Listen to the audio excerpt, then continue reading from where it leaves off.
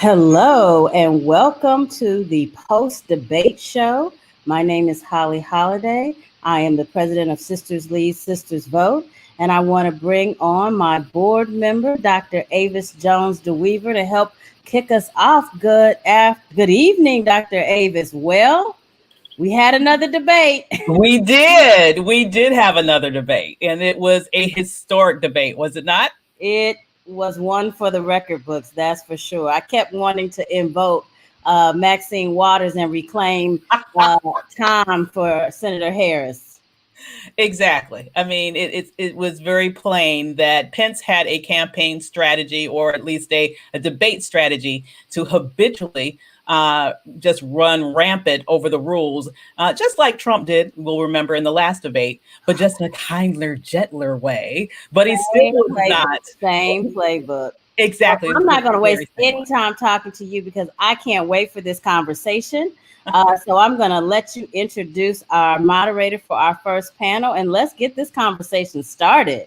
All right. So we are super excited here to have an unapologetically bold and Black woman conversation following this historic debate, in which this is the first that we have witnessed of having a Black woman on the ticket and in the arena as a vice presidential candidate in this debate season. And it is amazing that we have, for you, compiled an amazing panel of Black women to analyze exactly what you saw. I think it's very important to also acknowledge that we have media partners here that are all Black owned. So this is a place where you're not going to have anyone pulling punches. This is a place where you're not going to have anyone worried about, can they say this or might they say that? This is where we can be transparent and free to express our opinions about what we just witnessed and all the Black woman brilliance that we just saw displayed for the world to see. So with my pleasure, I am so excited to introduce to you the moderator for our very first panel, Dr. Christina Greer, and she will introduce the panelists and we will get this party started. Thank you so much, Dr. Avis. I am so happy and proud to be here with my esteemed panelists. I have Jataka Eddy, who's the founder and CEO of Full Circle Strategies. I've got Tiffany Laughlin, who's the director for the Youth and College Division at the National Association for the Advancement of Colored People, and also Star Jones, attorney, author, and advocate. Welcome, ladies. How are you? I'm doing fantastic. That was a lot of fun. It's good to see you, sis. Great to see you too. Wait, do I have everyone? Can I get everyone together, or is it just one at a time? Oh, Angela Escobar, how are you? How are you, sis? You know, plans change, so we make things work. We make it work all the time, clearly, as we did this evening. And then I think we have one more. Okay, Jataka's not here yet. So, ladies, let's just get started. What are some of the highlights? Tiffany, I'll start with you. I think a lot of people, so let me frame my question. We're on highlights. Tonight was good. Go ahead. Right, because listen, as my grandmother would say, you know, Michael Pence knows how to lie like hot knife on a butter. He's very different from the president in that he interrupts, but it's not a belligerent style of interrupting, but he still interrupts. He lies, but it's not the belligerent style of lying. It's that smooth style of lying. He's got a long history as an executive when he was governor of Indiana. He's a radio personality. He knows how to control a narrative, and he understands that Donald Trump is watching him. So he's been very clear and deliberate in maintaining the messaging and the lies that they've had for the last 4 years. So Tiffany, with all that being said, you know, the MVP of the night were the dual conversations that Kamala Harris was having, one with her voice, the other with her face. There were a few faces that all of us recognized. It's like, ooh, Pence, you in danger, honey. Like, so what was your highlight this evening of seeing Senator Harris, soon to be Vice President Harris, dismantle some of the arguments of Vice President Pence? So let's start with what's most important. The moment that we're sitting in right now in the year 2020, watching a Black woman on the debate stage for the very first time speaks volumes about our legacy and our history. Our ancestors are smiling right now because of the level of accomplishment this Black woman has reached on the stage to not only speak truth to power, but to debate and to articulate policies, practices, and plans that help our community and our country move forward. So that's the first highlight. I sat here and I said to myself, do I really, like, yes, elections are 27 days away, but can we sit and grasp in the abundance of Black women, divine femininity for 2 seconds and appreciate where we're at right now and the role that Black women have played to put her on the stage and the role that we're going to continue to play to follow through November 3rd. The second thing that was a highlight for me tonight was the actual plan. Last week when I watched the debates, there was no plan. It was just debating back and forth. It was badgering back and forth. It was insults back and forth across the stage. And tonight I actually got to hear very clearly from Senator Kamala Harris, we are going to cut student loan debt by $10,000. We are going to have a plan around the vaccine and healthcare. We're going to have a plan around policies and education. We're going to have a plan really clearly on rolling back voter suppression to make sure everybody can participate. We heard those plans tonight. I didn't hear the plan from what Pence was giving us. What I heard from Pence was Joe Biden, Joe Biden, Joe Biden, Joe Biden, Trump, Trump, Trump, Trump, Trump. I also got to hear from Senator Kamala Harris why she's running in the position and what qualifies her. And I tweeted it earlier. She got the receipts, honey. She said, I am the Attorney General. Second Black woman elected to the Senate. I focused on this. I've ran that. I've done the second largest judicial system in the entire country, only second to the federal government's judicial system. And Pence didn't give us that because he ain't got it. So yes, I enjoyed watching another Black woman and some of the similar cultural norms that I have with the face. But sometimes only I can understand, we can understand those things. Other audience viewers might. What they took away tonight was clear plans and policy. We heard how Pence and them are not prepared and how much they hate Obama, how much they hate Joe Biden, which is not helpful in the campaign race, and how important it was for us to acknowledge, because Pence said it himself, it is a privilege sitting on the stage with her. And it ought to be, because she's the first Black woman to do it. Right.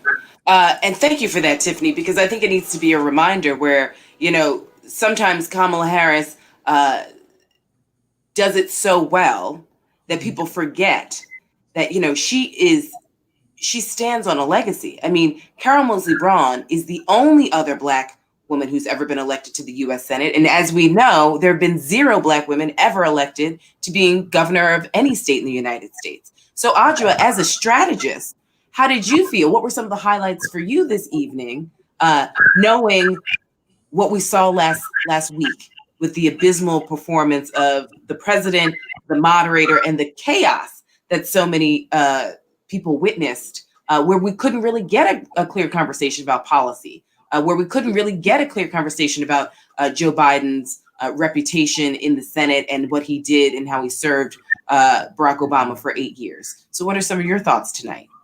Oh, gosh. I think Tiff shared many of the same thoughts that I have. I think that she displayed why she is a woman of many firsts. I think that she clearly articulated why she is qualified to become Madam Vice President. I think one of the things that she said that was so important for us to take away is the fact that they forfeited their right to a reelection. That for me really stuck out. She talked about how, nearly 210,000 people are dead. She talked about how many people are struggling financially. She talked about the fact that people who are working people, are standing on food lines just trying to be able to sustain themselves. So for me, I think it was the fact that she pointed to the facts, the reality that she drew a very stark contrast between why a Biden-Harris presidency is what we need now versus more of what we currently have. She is brilliant. She is credentialed. But like you sort of alluded to, she is still a sister. And she, you watched her face. I'm an applied behavior analyst by training. And so watching body language and things like that is always fascinating to me. So, he is, better behaved for all intents and purposes than a Trump. But for her to be able to sit there with him telling bold-faced lies repeatedly, and say them with such conviction that, if you didn't know any better, you would believe them. I think that, there were times when she had to laugh at them because it was just like, are we talking about the same thing? I mean, he says his lies, with such conviction. So for me, I think it was really her making the case for why she should become Madam Vice President. That was my key takeaway for tonight. Indeed. And the ways that she had to keep reminding him that I will not sit here and be lectured by the likes of you, sir. Right? Oh, absolutely. You have no qualifications to lecture me. I want to bring in Terry Carmichael Jackson. Thank you so much for being with us. Terry, now you're with the WNBA Players Association. So first things first, I want to thank you for your leadership, because we've seen the WNBA has led so many important conversations about Black women and politics in this political moment. And I'm just going to take moderator's privilege and know that you had a hand in pushing forward some of these important conversations and uplifting the life of Breonna Taylor, especially for the WNBA. So on behalf of Black women who are tuning in, I think I can rightfully say thank you very much. And thank you for joining us. I started with asking Tiffany and Adjoa, what were some of the highlights? I mean, Tiffany walked us through the receipts on receipts, and Adjoa walked through the qualifications of Senator Harris and really framing why she deserved to not only be on that stage, but to serve the American people as Vice President of the United States. What were some highlights for you, Terry? Well, thank you, first of all, Christina and Adjoa and Tiffany for letting me into this conversation. I want to run and jump in and join you all with some of the thoughts that I had. As you all have just said, she came in and talked about the plan from day one and what the response would be to COVID, which all of us have been wondering and waiting for from this Trump administration. And like Adjoa said, they forfeited that right. She came in credentialed, but she also talked about, just being so relatable. I mean, she is a sister, daughter, stepmom, auntie, she is all of us. And that just really resonated with me. And if there's anybody out there who is still undecided, they needed to have seen this debate. This one was historic for so many reasons that you all have already said. This one was key. This one talked about the issues. Something that really, in addition to the response to the pandemic on day one, in addition to talking about reducing student debt and making, public education for affordable for everybody or free for those that are coming from households of $125,000 or less. I mean, she also talked about, as a vice president would, she also talked about foreign policy. And she broke it down again in a way that was so relatable, the way she and Joe were talking about it. It is about relationships. It is about standing with your friends, identifying who is loyal, who is with you, knowing who your adversaries are, and keeping them close. But what did she say? In check. She's ready. She is ready on day one. And I almost need day one. I think all of us need day one to be tomorrow. Yes. Yes. Tomorrow. Yes. Tomorrow. So here's the thing, though, ladies, because Tiffany started us off really framing it about the role of Black women and the role that we have continued to play, not just in the Democratic Party, but quite honestly, upholding democracy, right? Yeah. We are the canaries in the mine. We are the ones who have had to explain to constituencies time and time again the dangers that particular people or policies pose to us as Black women, but also to our communities. We do know that we are a very diverse community, and we still have some people who are undecided, not necessarily undecided between Biden and Trump, but possibly undecided as to whether or not they're going to participate or abstain. And so we know that there's a lot of misinformation and disinformation that continues to seep into our communities through Facebook and other means about Senator Harris's past record that Pence tried to bring up. So Tiffany, I want you to start us off again. What was missing from tonight's debate that you want to make sure that our viewers tonight understand so that they can go back and talk to their friends and family members and possibly sorority sisters and coworkers and colleagues? Was there anything that needed to be clarified on your end, ladies, or something that needs to be expanded, or maybe something that just didn't come up in this particular debate that we know still needs to be addressed, so that we can motivate our constituencies, we can motivate our friends and family members to make sure that they not only turn out during this early voting period, But if they don't have that option, they turn out on November 3rd to make sure that we change the course of this democracy. Oh my gosh, we do not have enough time. Okay, so I want to agree with what Terry said, definitely about folks who may have been undecided last week, but should actually get the decision that they want to make watching this last debate. But let me be very clear. Nobody should ever be undecided about the agenda that they have for their communities. As a young Black woman, I'm 31 years old. I am very clear about what my community needs and what I'm looking for. And the question that I'm going to ask myself is, which ticket at this very moment, one, is closest to my agenda, and two, which ticket is movable to get my agenda, right? This is not about a particular candidate or party. And so when I'm talking to my young Black people in the NAACP as they are organizing 25,000 strong across the country, that is our frame of reference. Because if we just focus on what we saw last week, I know why people don't want to vote. Like, you know what I'm saying? Like, it's clear. So we have to make sure we connect people's personal experiences to the decisions at the ballot box. And what I want people to walk away with, to answer your question, is to make sure that we fact check on our own. We cannot sit and watch the media. We cannot sit and watch the debate and expect to receive all the answers for our agenda. So what I'm going to do is I want to write down the things that I care most deeply about. Healthcare. Senator Kamala Harris said it today. A woman should be able to choose what she's going to do with her own body, and not white men and not men, period. I want to make sure that education is affordable and accessible for all of my folks in my community. I want to make sure that we hold police accountable and defund the police and fund prevention, not criminalization. I want to go down the list. And then I want to go to the websites and I want to read what their plans are going to be. I did not hear from Pence at all today how they plan to make higher education more accessible and affordable for anybody. When I was in college, they increased student tuition 32%. And I still have student loans that I have to pay off right now. I did not hear the next plan for the stimulus round, right? We know that the Congress is taking a break, and President Trump has said that he does not want to talk about it until he gets reelected. So if we really want to talk about low-income families and families that have been laid off during the pandemic, we have to focus on how are we going to stimulate the economy? And the only way I'm going to be able to get that and double check it for my reference is by going online and researching it myself. So people should walk away from the debates with a better understanding of what that agenda is and how the candidates match up to it. But we ought to walk into our communities, knock on doors. The NAACP is texting millions of people. We're making phone calls to millions of people. We're sending letters in the mail to millions of people to make sure that they have what they need.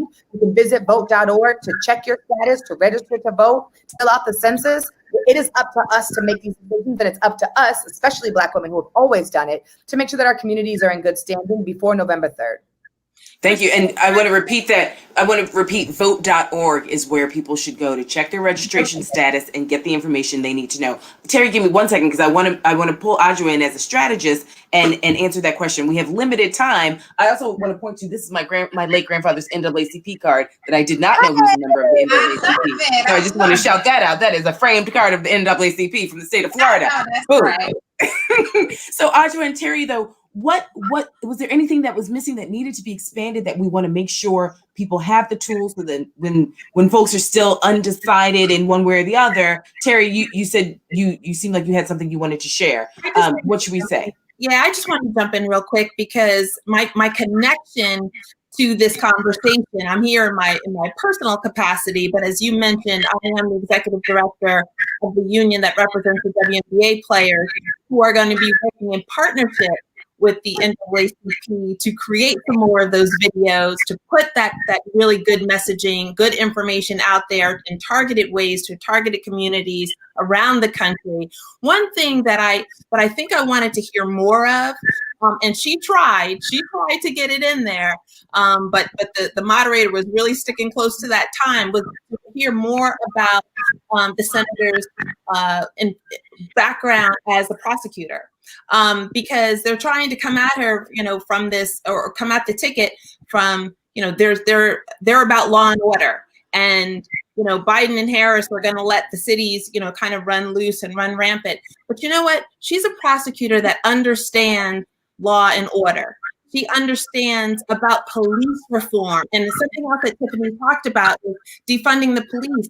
I really want us to educate the voters about what that means and what we're talking about, what the reforms are. When we were talking about the Say Her Name campaign during the season and talking about Breonna Taylor, we were talking about warrants, and we were talking about We were talking about body cams. So those are all the reforms that I wish she could have talked about or had the opportunity to talk about more. But that's what she's about. That's what she represents. And so when we say defund the police, let's really make it an informed conversation about what those policy initiatives look like. And I know we're short on time.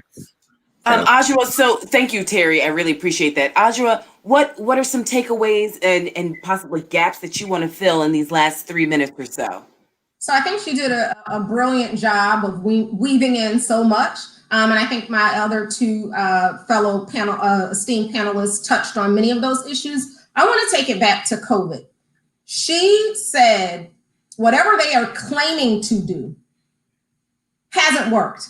So they keep talking about these plans that they have and things that they're going to do, and you've had a chance to do them. And what you've done so far hasn't worked. So I think that she really made a very strong case for what a Biden and Harris administration would do in terms of moving us forward and getting us out of this pandemic. The pandemic has disproportionately impacted Black and Brown folks.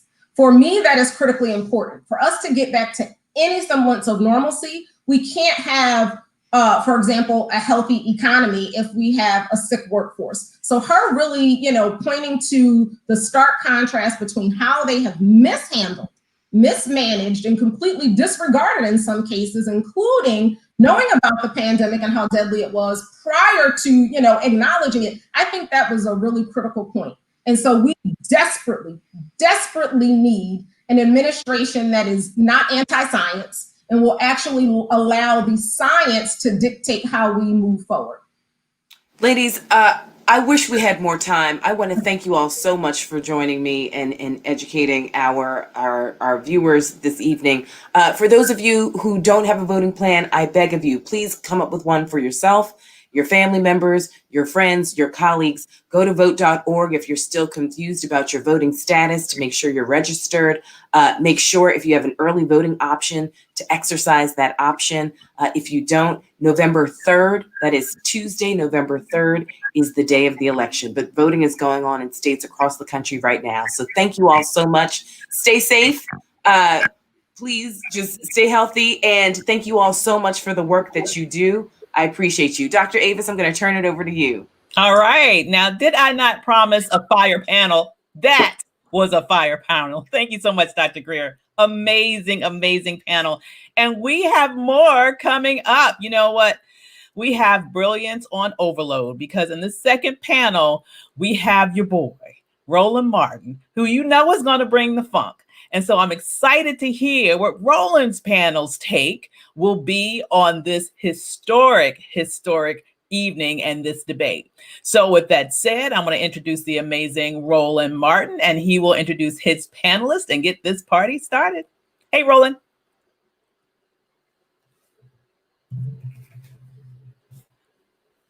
Uh-oh, you seem to be... Check your audio.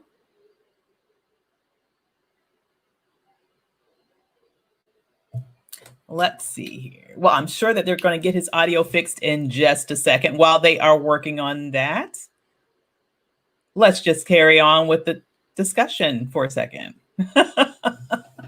So I have to say, this particular night was amazing. And as was mentioned in the previous panel. All right, Avis. Oh, there you go. We got it. Well, actually, what we did, so let's just do this here. I had this microphone here. So let me take this one off. For some reason, it's not picking up the microphone on my Blackmagic, but that's why I got to back up. So I'm not going to ask what your Blackmagic is, Roland. ATM Blackmagic switcher. So that allows for us to be able to broadcast. Not quite sure why that is breaking up. A little picture there, but we all good. Okay. So let me just give me a second. No worries. That was my version of a corner. Back up lavalier microphone. So we got that. All the folks who are watching on Instagram, y'all need to go to the page, my Facebook page, for our post-debate analysis. We about to break this thing down with Yotaka Edie as well as with Latasha Brown with Black Voters Matter. Are they there, Avis? They should be there. I think we're waiting just on Latasha. So let's just have a few minutes of a conversation. So right. as you're getting sort of wrapped up and we're getting everybody straight there, let's talk a little bit more about what we heard from the first panel and what we saw this evening. Of course, we saw a Mike Pence that was ditching and dodging, and as was mentioned in that previous panel, lying as smooth as silk. But I am so proud of the way that Senator Harris comported herself in that situation. Let's just say the unspoken truth here. She would be judged from a different lens. She is projecting a image that we've never seen in this nation.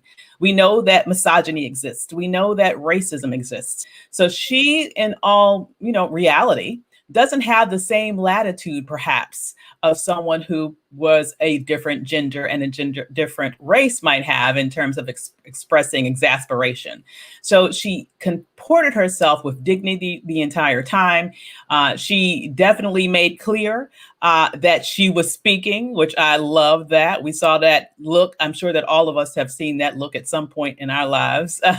But she demanded respect, but she did so in a way in which I think that she would still be someone that the nation could see in the role of president. And I would just like to sort of add on in terms of that very last discussion that, in terms of her going through her litany of very, very huge qualifications, once again, I think it's something that it's unfortunate that she had to do that, but I do think she had to do it because a lot of people may not know about her background, number one, in as much detail as she was able to share tonight.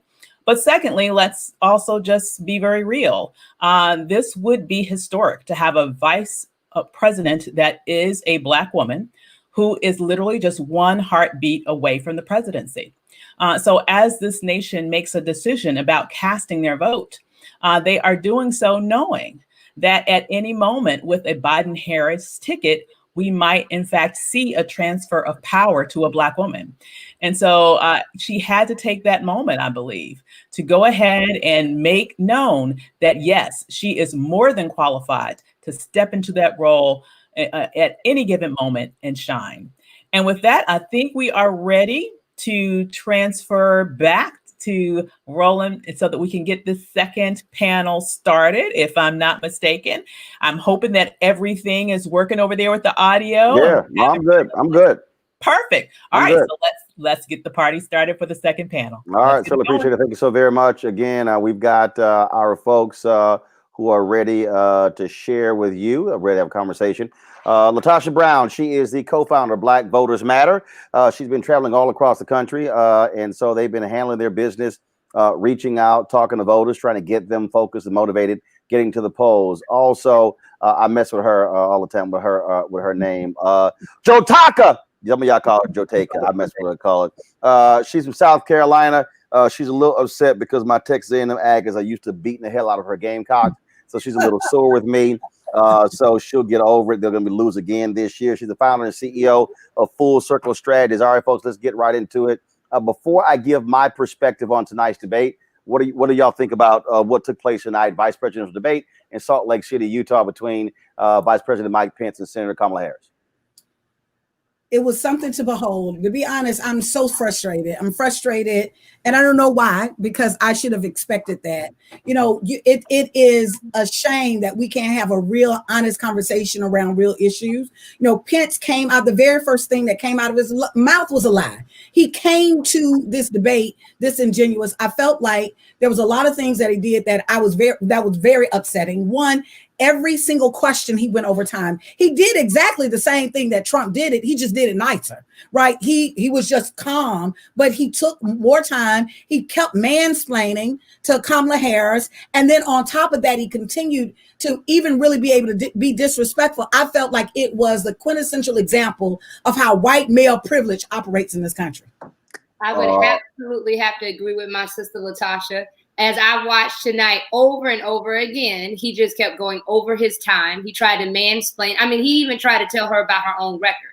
And, over and over again, he did not give her the adequate time. And I think it's evident of what Black women have to face in this country all too often. And I think although and despite everything that she faced tonight and his utter disrespect, all the lies that he shared, I thought she was strong. She was very strong. She made a very clear case to the contrast of what a Biden-Harris administration will do as it relates to the coronavirus and COVID. She made it very clear that there's been a lot at stake, 210,000 lives. I heard that over and over again. And as someone who has had family members in the hospital who have been struck with COVID, I heard her loud and clear, and I thought she spoke to the American people. She was very clear.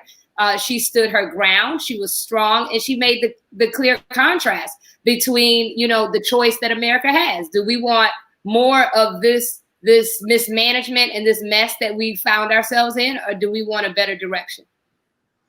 All right, so let me break this thing down. So here's what you have here. Mike Pence did exactly what Mike Pence was supposed to do.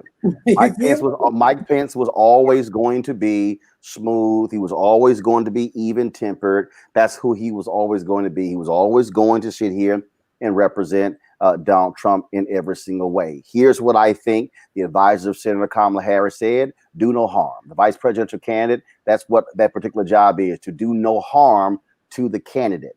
After what took place last week, Joe Biden got a significant bounce out of that particular debate. And so people were talking about, oh, Harris is going to wipe him with the floor. Nope, because there was no need to actually prosecute it. I think if you look at exactly what do the coaches say, smile a whole lot, don't be combative, and simply stick to the rules. He chose not to stick to the rules. You saw at times exactly sort of how she responded. Mike Pence, again, what was his job to do? His job was to press and be on the attack. Of course, he was going to sit here and make the lies. She had to make a decision. Do I fact check you, or do I also stay focused on my deal? I do believe, though, that there were several moments where she could have been a bit more forceful and actually adjudicated herself differently. So, for instance, when he talked about, you look at the top of the debate, she kept coming back to, on January 28th, y'all said this. She said it 3 times. My deal was, I had it the first time. In terms of now, it's like narrow those answers down and begin to say, what is that we didn't have? You didn't have PPE. You're lying when it comes to saying that the stockpile was left empty. That's not true. President Barack Obama left 16,000 ventilators. And all of a sudden, like, boom, boom, boom. You ignore Fauci. You disregard him. You disregard the CDC. And so what we didn't hear was saying how they have totally forced the FDA to change their rules. That was one of those things where you were head of the coronavirus task force. Why is it that you had no control of that particular task force? Why did Jared Kushner come in and then cut these deals, spending billions of dollars for ventilators that don't even work? And so again, when you look at what their respective roles were, Pence needed to shore up what the weakness was last week. Their deal with Harris, hey, we had a great first debate. We don't need anybody messing that up. And yeah, Susan Page was absolutely weak. Okay, Susan, I did not think we could have a moderator worse than Chris Wallace, but Susan Page was worse than Chris Wallace. And I'm going to push back on that because I think that she had good questions. I'm going to push back on that. One, I actually think Susan had good questions. I think I agree. I think she had much better questions than Chris Wallace. But I think that in this space, I think that there's a couple of things too, Roland, that I disagree with. Even in terms of Kamala saying that you repeat something, that's a strategy that even the strategy that even Trump uses. If we're talking about strategy, repetition is actually a strategy to make things stick with folks. If you give too much information, too many facts, too long, people won't remember that. Folks are going to remember that in January, this administration knew that this virus was here. I actually think that was effective. I think on Susan's part, while I do think that she could have been stronger, let me say something about white male patriarchy, right? White male privilege. He literally used that. He almost bullied her in a sense, right? Literally, I even hold the election commission accountable, because if you saw this last week, there should have been more control to be able to cut off the mic. They had it over and over. They had it. Some level, she had it. They had it. Here's the deal. This is what happened. Pence kept talking. Thank you, Mr. Vice President. Thank you, Mr. Vice President. Thank you, Mr. Vice President. No, this is where you say, excuse me, Mr. Vice President, your time is up. I am now moving to Senator Kamala Harris. You agreed to the rules, and so therefore I'm going to enforce them. She kept going, thank you, Mr. Vice President. And then what she would then do is he would just keep talking, and then she would just go, okay, go ahead.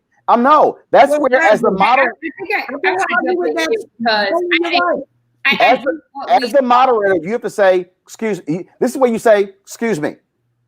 You have been given your time. I've allowed you to finish. It is now her time. Susan didn't want to be firm. Here's what they do. I agree. Oh, I don't want to sit here. It's the vice president. No, you're the moderator. Because guess what? Gwen Ifill would have done that. Christian Welker, I think, is going to do it. Maybe that's a black woman thing. Maybe that's a black thing. Who was moderating that debate in South Carolina? Right. I was about to give you some South Carolina love. Let's talk about Judy. Yes. I was going to give you some South Carolina love. The sister who moderated that debate between Lindsey Graham and Jamie Harrison. Oh, she wasn't playing. She was like, we have time.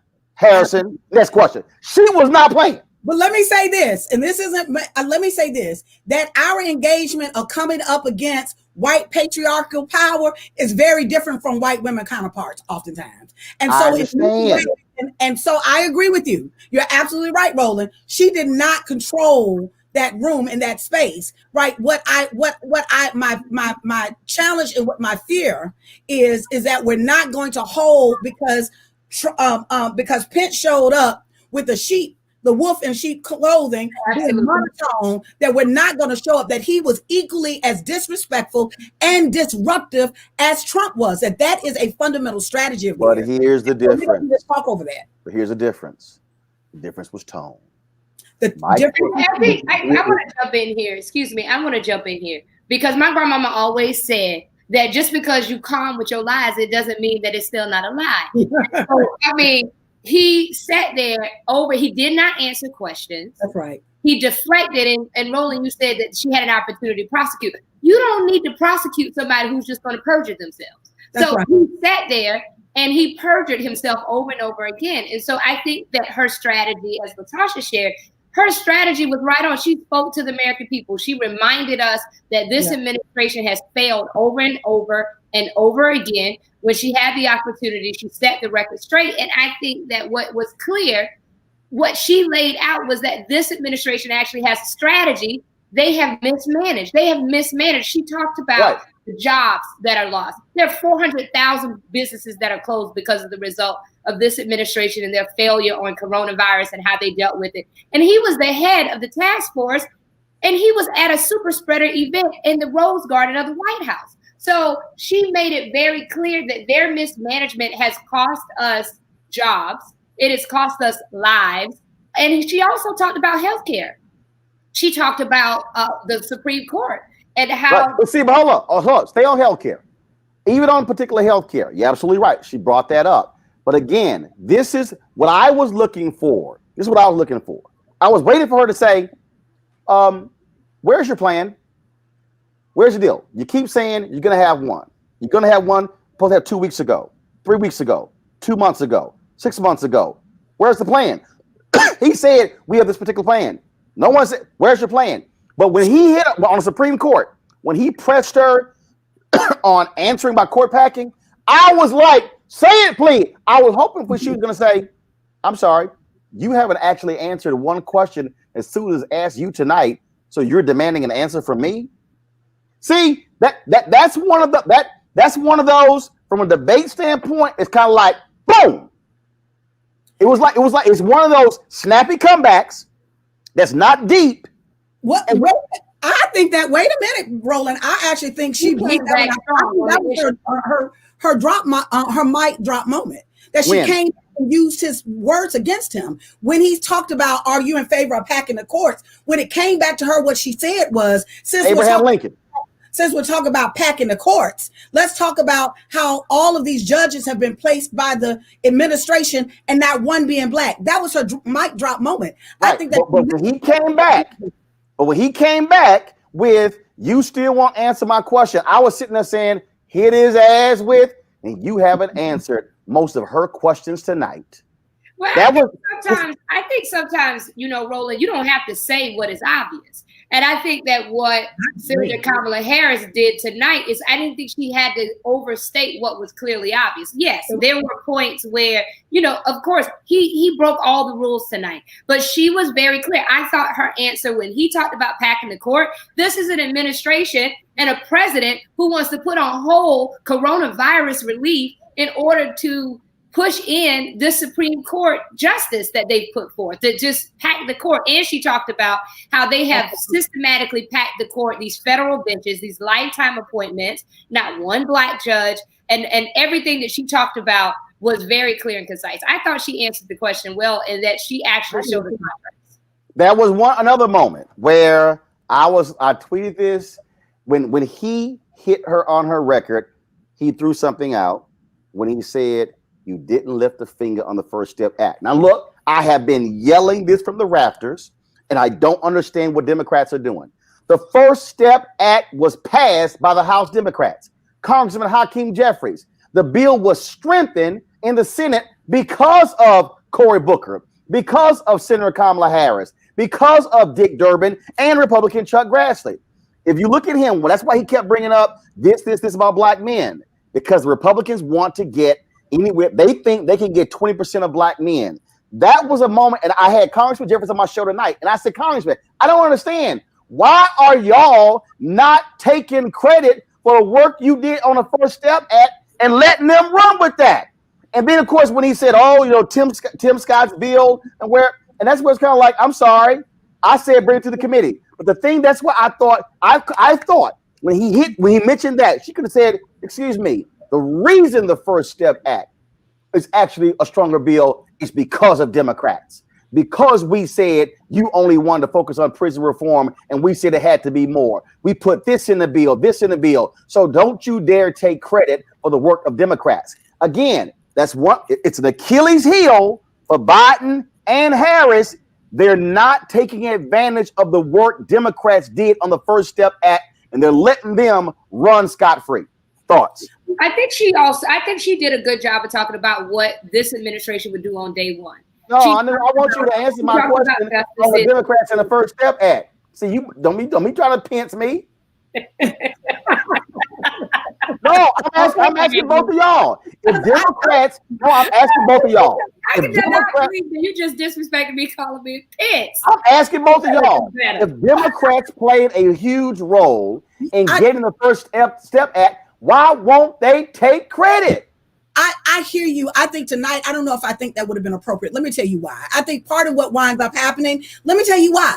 I think part of what winds up happening is people will raise what they think Pence was trying to raise, what agenda item they wanted to get out there. And literally sometimes I thought that was an attempt to act that conversation, to literally be able to pull that issue up. The truth of the matter is the First Step Act ain't moving nowhere because the Department of Justice is actually working against it. And so that's a larger, more nuanced. No, that's not true. That is true. First of all, no. The federal prison population has declined by 17% as a result of that. Here's my point.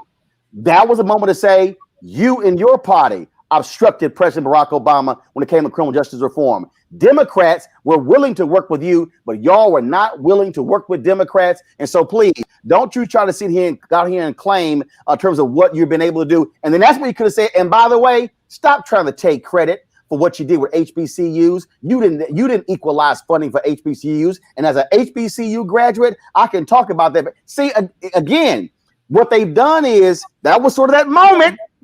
That moment. Go ahead. I disagree. I don't think you ever let your opponent in a debate. You never let your opponent draw you in to a conversation really of what they're using on that platform. I disagree. Maybe in a different form, in a different context, if we wanted to talk about that, I think that's fine. But I think that to allow him to set what is going to be the agenda topic of what she's going to talk about, literally, then he's controlling the conversation. No. You check him. You don't spend 2 minutes on it. You're saying what the Democrats will do and what you use that space. But a weakness, but Latasha, they both have a weakness in criminal justice reform. This is true. You gotta own that. And so when you got a weakness, you gotta show up your weakness. Right, but she wasn't in the House, Roland. That's not her work. No. You're wrong. She was in the Senate. When it passed the House and then went to the Senate, Cory Booker, Dick Durbin said, this is not a strong enough bill unless you put these things in it. We're not going to support it. And that's how it got strengthened. So again, she was in the Senate. She can take credit for the First Step Act. I'm just saying, to help her and Biden on the criminal justice reform weakness in their deal, you gotta take advantage of something that's sitting right there. That's all I'm saying. So take her. I mean, I'm going to say, I think that what she focused on was talking about what she and this administration, a Biden-Harris administration, is going to do on day one. And she outlined, I thought it was, I really want us to definitely talk about the fact and make sure we have time to talk about the fact that this debate did lift up the name of Breonna Taylor. I thought that was a powerful moment to hear a question about Breonna Taylor, whether or not there has been justice. I thought that her answer was very strong, that Breonna Taylor, what happened to Breonna Taylor was unjustifiable. And his answer was one where he just looked and said, well, I trust the grand jury, and really challenged her on this question of the grand jury. I thought that she was very strong to push back on that and to make it very clear what most Americans believe, that it was a grave injustice to Breonna Taylor, that she does not have justice. So I thought that she was strong there. And that was a clear example on when we talked about the justice issues where he failed. He failed. I think that he was very clear about his position. His position, right. He was point blank. He was asked, did he think that justice was served? His answer was yes. Yes, precisely. That, nothing else. If we don't hear anything else, it doesn't even matter if I don't remember anything else that he said in that discussion. The fact that he believed that justice was served when a Black woman was laying in her bed and was shot and murdered, right, and no one was held accountable to that, then that in itself tells you about his values and how he values Black life. And that was also a moment. Again, I go back to, I hear what you say, Joe Taker, when you say, oh, something don't have to be said. But again, what has happened is, I believe Biden-Harris overall, for me, has not nailed them to the wall on several different things. She did mention when it came to federal prisons, but that was one of those moments where one is always say, and let's just be clear, Mike Pence, of course, because he kept saying we stand with law enforcement, and he kept going, and I was sitting there like, please say it. I was hoping her to say, and yes, and y'all are pulling back on police consent decrees because you don't want to hold police accountable. You don't want to hold them accountable for what happened to Philando Castile and what happened to what happened to Aiyana Jones and what happened to. See, it was again what Pence's whole deal was. We're gonna stand with law and order. You're with those other people out there, as opposed to saying you should be standing with the people who are being impacted and the people and how taxpayers are out here spending billions of dollars on police settlements, and you say nothing and do nothing. And I really thought when it got to the whole deal about when he mentioned the Confederate monuments, I was hoping she was going to say, and who are the people who are fighting to keep those monuments up? You and Donald Trump. Who is fighting to keep the Confederate flag up? You and Donald Trump. You tell me whose side y'all are on. I was like, oh, hit him. We're about to recruit you to be on the ticket because he was like, this is what you need to say, right? No, I'm just channeling his inner Black woman tonight. No. Look, hey, y'all know. Look, when we debate. And my deal is, it's like Muhammad Ali when he fought Sonny Liston. Natasha, remember that punch? The standards, Roland. No. Natasha, remember that Muhammad Ali punch when he went? I get you on one hand though. Let me tell you where I think the this male power is coming in. You hold it at two different standards. Now you started off saying that the first thing that they have to do is literally create have no harm, right? By the end of this conversation, no. Hold on. No. Let me correct you. No. Let me correct you. Let me correct you. What I said was, this is how the Biden camp was thinking. I ain't say how Roland was thinking. Oh, okay, I got you. No, the Biden camp. No. Let me be real clear. You didn't sign up for that. No, I was real clear. I ain't signed up for that. I was like, whoop his ass. So the deal that the Biden camp, again, how they think, do this, do no harm, smile, all those different things, don't get combative. Because I know somebody said, let's not be the angry Black woman. To the American people. And you know that's real. You know that's real, Roland. I know that's real. All I'm saying is, I just thought there were several moments when he said something, I was like, hoping just like, Okay, back. Swap. Go back. See, I ain't saying you got to go 45 seconds. Okay. Just drop. Come on back. Go ahead, Jateka. I know we don't have that much time left, but can we? I don't mean to be petty, but can we please talk about the fly though? I mean, Please talk about the fly. Look, flies are used to landing on shit. I was like, literally, I saw the fly. I was saying myself, I was in the commentary, and I was thinking to myself, I was like, God don't like ugly. God don't like ugly. flies and lies. You know, Flies like you. And flies love to sit on some mess. They love to sit on some mess. And so, what rhymes with it? What rhymes with flies? Lies. That's what you lies. Right. I'm just again, look, coming into this whole deal, you understand what you got. You look at what the overall strategy of the campaign. Look, she's not the nominee. Her job is to support Joe. When they brought up the green, the Green New Deal, boom, she's sticking moves. She's like, we ain't getting into that. That's what your particular job is. And so I think she did a great job tonight, I believe. And it was historic for Black women. As a Black woman from the South, to see a Black woman on that debate stage, she came out there strong. I believe that despite him just doing what often happens to Black women, railroading the conversation, rolling over the moderator, speaking over everyone, taking all the time, she was strong. It was powerful. I'm proud that my little Haley May and my little Paisley in South Carolina can watch television tomorrow because they are. Whoa. Yes. Did your ass just say Haley May? I did.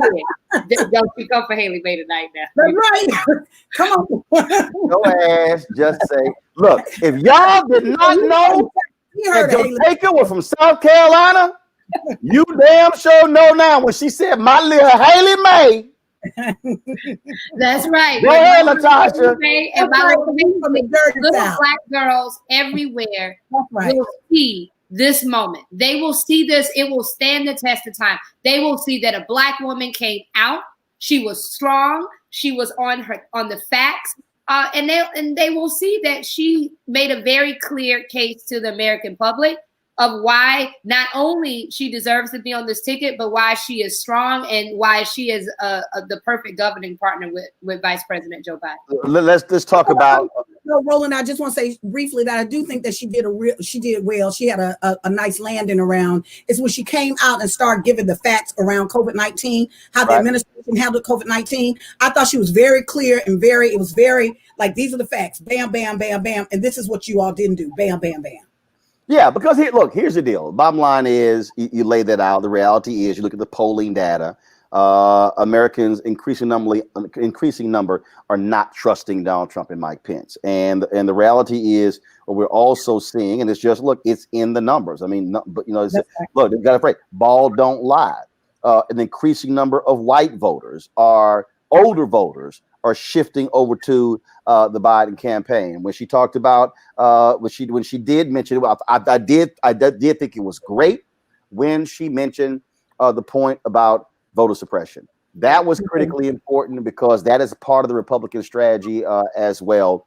And again, just quickly, that she did a really good job when she talked about that they lost the trade war. I thought that was a great point as well. Right. The only thing, just with a little nitpick, the only thing I was hoping she would have said in that point when she said we lost the trade war, what she said, lean in, Pence. How much higher is the trade deficit today? It just hit an all-time high. So I thought y'all said it was going to be lower. I thought you said you were gonna lower the trade deficit. It hasn't happened. Y'all failed. She alluded. She also made a very good point. She talked about jobs, the number of jobs that have been lost by this. No. I got you. But here's the deal. Here's my whole point. Here's the deal. When somebody says we've lost jobs, first of all, that's like a phrase that can be seen anyway. When you say the trade deficit is now 67 trillion, whatever the hell it is, y'all said it was supposed to be lower. It isn't. Y'all failed. You lost the war. All I I'm agree, but I saying, think what she did, listen what she said, Roland, immediately after that is that we've lost 300,000 manufacturing jobs. If I want to use time within, no, listen, in the American public, I'm not talking about political wants. I'm saying if regular folks are looking at it, understanding what the trade deficit is, most folks don't understand that, right? But people understand the loss of 300,000 jobs. but they also understand a big old number like 67 billion. But I think what I didn't know is what Latasha is saying. Right. You know, Latasha's from the South. I'm from the South too. So if you talk about I'm from Texas. So is Roland. yeah, I'm from Texas. Even you though from I Texas. think they are. Look, When you say manufacturing jobs, that speaks to the heart of America. That speaks to everyday Americans who are at home watching this. They know that, they feel that because it is their jobs. Yes, it's important to talk about, you know, the trade deficit and all of those numbers, but what we have to do is America, and she spoke to America. Here's my whole point. My man Joe Madison has a phrase when he says, you gotta put it where the goats can get it. And all I'm saying is, I'm not saying you go into a dissertation on the trade deficit. What you simply say is the trade deficit now is at its highest it's been in 30 years. And y'all said that was not going to be the case. Vice President Pence, you and Trump failed America. And I'm agreeing with you. I'm agreeing that that's a valid point. I'm just saying. Maybe a good point, but the truth of the matter is 300,000 jobs, that's going to perk up people's attention far greater than when you're saying the trade deficit. She had follow me here. You go back and listen to her answer. She had 2 minutes. I heard her answer.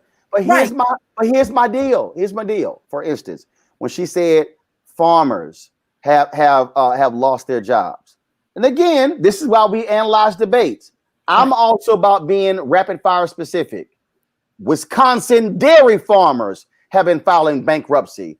Iowa soybean farmers have been filing bankruptcy. Ohio farmers have been filing bankruptcy. Y'all have failed the people of Ohio, of Wisconsin, Michigan, Iowa. Guess what? All battleground states. That's all I'm saying. If versus saying 300,000 jobs, now I'm just saying be a little more specific. Boom. I mean, 300,000 is kind of specific. No, it's not. No, it's not. I'm telling you. If I'm debating you, and I hit your ass with dairy farmers in Wisconsin, soybean farmers in Iowa. See, now all of a sudden you like this. This is what I want to see. You may be right, Roland. You were trying to just win a debate. That's not what today was for. That's not even what to the American people tonight. Right. Was. Like literally, even I'm trying to win. I told you I wanted to knock his ass out. Well, and then there's that. I do believe I know we have to go, but I believe that tonight Kamala Harris won the debate. Hey, hold up. It's 11:35. We got 25 minutes. We were strong. Win with black women. Trust black women. All day, every day. Roland got his debate done on tonight. He's ready. Oh, you know I'm ready to swing. I'm from the South. I'm from Texas. Look, I'm all about hitting your ass with rapid fire facts, but all you left with that's what I wanted. I wanted Mr. But also, Roland, hold up. I got one thing.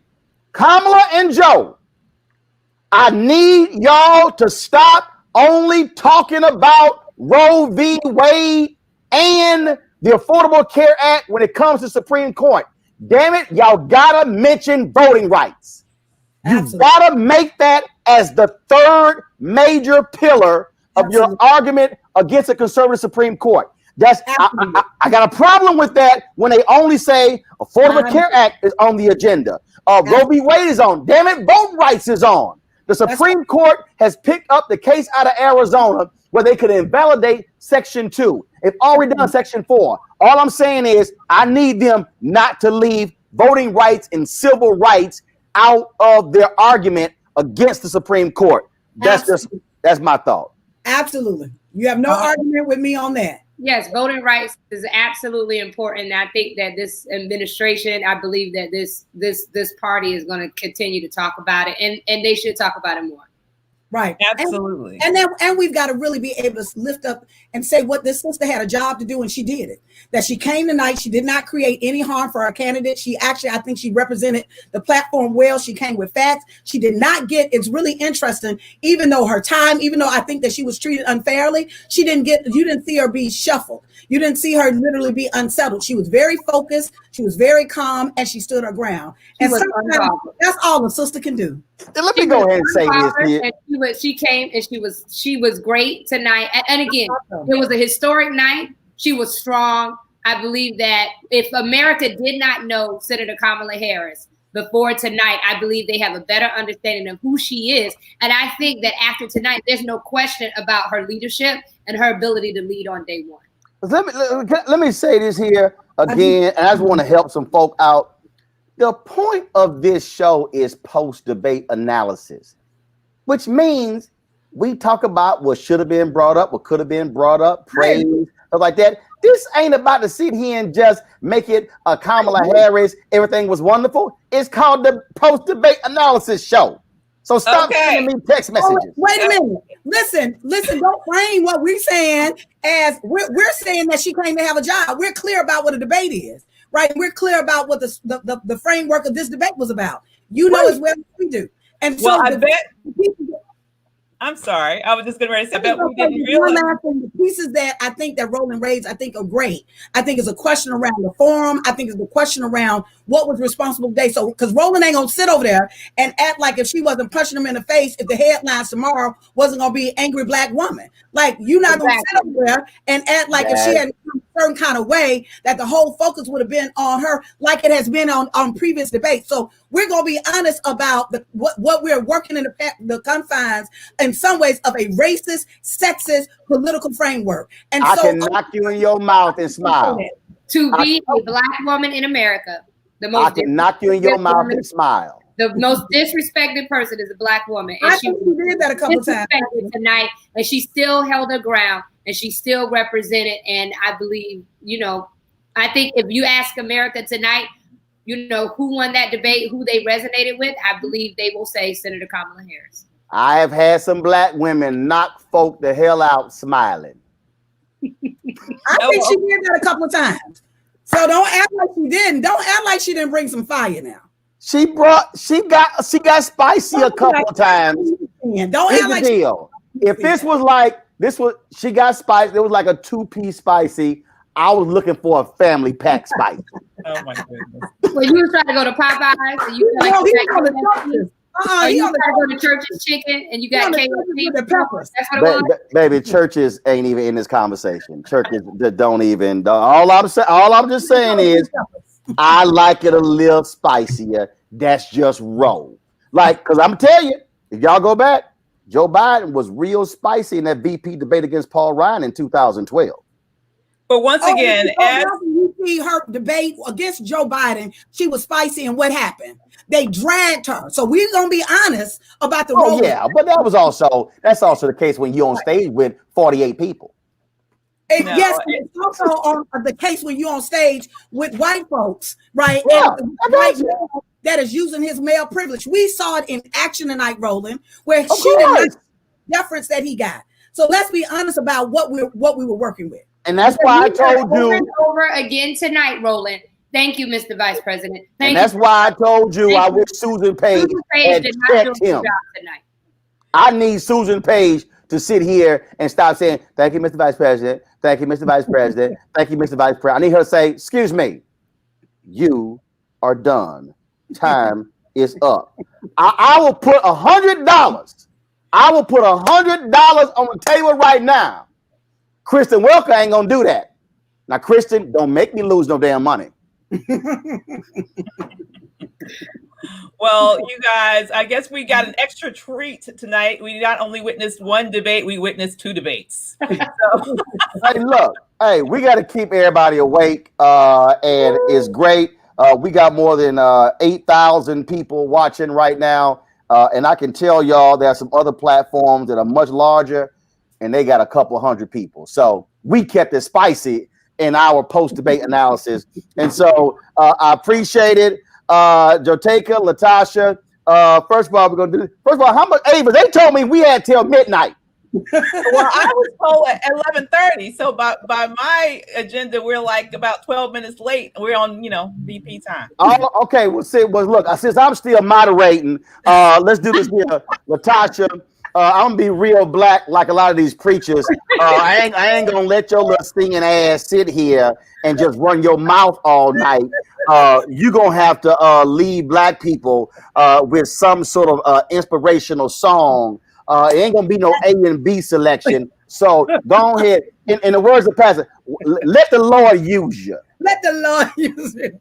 You know what? If we don't need to hear anything else, this song is what we need to hear. Ain't gonna let nobody turn me around, turn me around, turn me around. Ain't gonna let nobody turn me around. I'm gonna keep on walking, keep on talking, marching up to freedom's land. This is the moment, if ever, in the history of this country, where we don't need to let anything or anybody turn us around. We are literally up against fascism. We are up against racism. When you tell your boys to stand by and stand back and you talking to the Proud Boys, you got to go. So I'm just hoping that people that are listening to this, that we listen, we analyze the debate, but if you don't do anything else, you need to get yourself to the polls. As Roland will say, get your butt to the polls. But I say take 10 to win. Come on, y'all. Make a vote plan. Make sure that you know that I cannot stress. Again, I say this all the time. Look at your neighbor. If you're in the house with somebody, look at somebody and say power.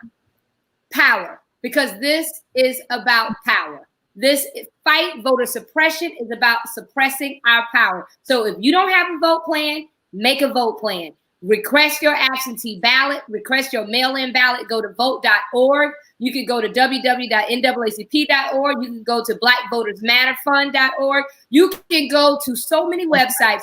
The thing that we have to do as a people is make sure that we vote. And I don't want to be cliche, but I'm going to call in, my fellow South Carolinian, Reverend Jesse Jackson. He said that a voteless people is a hopeless people. So we have to make sure that we are out here voting and that we're taking people to the polls, because there is so much at stake. There is literally life is on the line. So make a vote plan and vote, my friends. My final word. Latasha, go ahead. I just left your state, South Carolina. Let me tell you, black folks in South Carolina are fired up. We on early voting, they were out there in numbers. And so I'm just saying that there's an energy out here, y'all. Like, our people know what time it is. We just got to do what we need to do and show up. All right. I'm going to close with this. I read this on the show tonight, and I need y'all to understand why we keep telling you to go to vote.org and go to iwillvote.com to double check your registration. Right. I have been hammering this for months because we've seen voter purging taking place all across the country. I literally got this email today at 4:47 p.m. I'm not going to get a brother's name, but this is what he sent me. Uncle Roro, I just wanted to let you know how thankful I am for you enlightening the community about staying vigilant during this election season and checking our voter status. Because of you, just 1 month ago, I checked my voter status online and my status showed that I was a registered voter. Due to all of the shenanigans by these devils trying to suppress our votes around the country, I decided on yesterday to check my status again. To my surprise, the message indicated that I was not a registered voter. He said today in Missouri is the last day to register. So I got my ass up this morning and drove to the St. Louis Board of Election office because the bastards were not answering their phone, and I raised hell about my election status.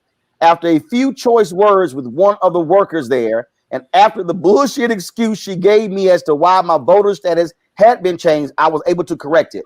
I shudder to think what a betrayal it would be to my black family in this country if my vote did not count because I did not know my status.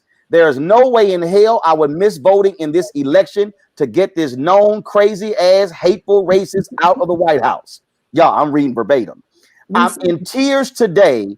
I cannot thank you enough for your diligence in challenging your audience on your show to check our voter status. Voter suppression is real. Please keep warning the people. People's failure to vote in this election is a slap in the face of every Black person around the world. Thank you, Uncle Roro. Because of you, my vote will count. He's from St. Louis. I've had brothers from Houston, Arizona, North Carolina send me similar emails. So I need y'all to go to vote.org or iwillvote.com. Check your registration. Do not assume you're registered. You may have been purged. That's right. That brother, that's what he did. And so that's my final point. Don't assume because they are trying to steal the election. You don't let them. And that's why we got to do what we got to do and shut up and vote. That's right. That's very true. Absolutely. Hey. Well, you know what? That is a great note to end this on. It's nothing better than to say vote. I mean, that's the best last word. So thank you so much for our amazing second panel. This has been an amazing night of post-debate analysis, Roland and everyone else. Absolutely. But before we get out of here, we need to thank our amazing partners because as I said before, Black media matters, Black organizations matter. And so thank you to the Griot. Thank you to Blavity. Thank you to Revolt TV. Thank you to Roland Martin Unfiltered. Thank you to Lunch Table. And of course, thank you to Sisters Lead, Sisters Vote for doing the work of amassing the amazing brilliance that you brought together for tonight's analysis. Listen, we're going to take that charge that we were given a few minutes ago and put it into action. Vote early, make sure your vote counts, because let me tell you, if it didn't, they wouldn't be doing everything they're doing, trying to take away from you. Okay, go vote and have a wonderful evening.